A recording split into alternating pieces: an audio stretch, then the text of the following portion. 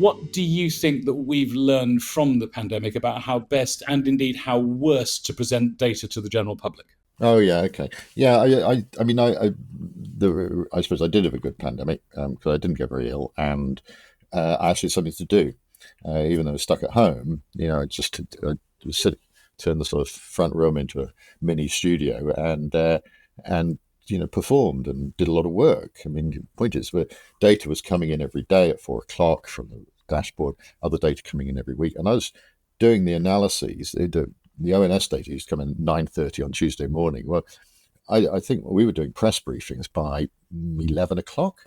So, that was the most incredibly intense time of doing all the analyses and getting the graphs done and things like that, and being ready to do briefings at the Science Media Centre from other data. So it's really quite exciting, since it's nice to have something to do. So we were busy, we were writing. We had Anthony Masters and I had a column in the Observer for 50 weeks.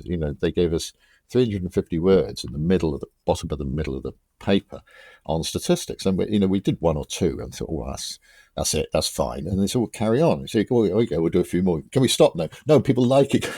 50 of them we did, until we said, we're going to stop. We refused to do any more. And then they gave us a whole page.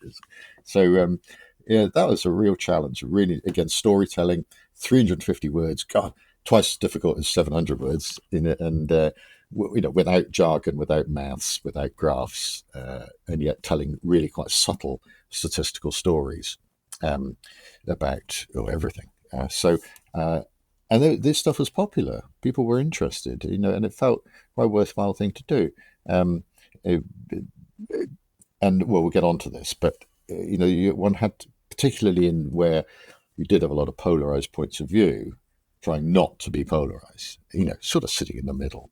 But what have we learned? Oh God, about communication. Yeah, that done properly, there is a huge audience and market for communicating about stats, when people are genuinely interested in it, that people are capable of understanding really quite subtle things in terms of graphs and numbers and concepts, and want to hear more.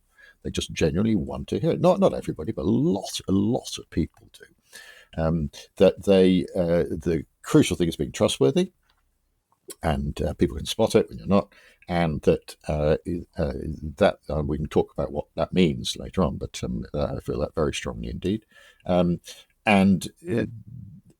essentially how not to do it, which is to try to manipulate people's emotions, either to frighten them deliberately or reassure them, as so many people were doing, including the government. I think some of the government, maybe not statistics, but in terms of they had deliberately fear-generating advertising, which I think is a total disgrace, and I think counterproductive, but really disgraceful. So, and I think the government also, in a way, I think I'm really conscious this had a policy of actually deliberately not talking about some aspects of the pandemic, and in terms of the risks, and so, which annoyed me right from the beginning, which I tried my best, but didn't really succeed. Yeah. So I think it can be done.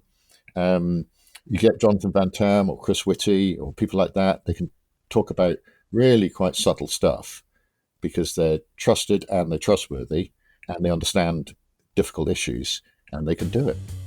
So I really like you do treat the audience with respect.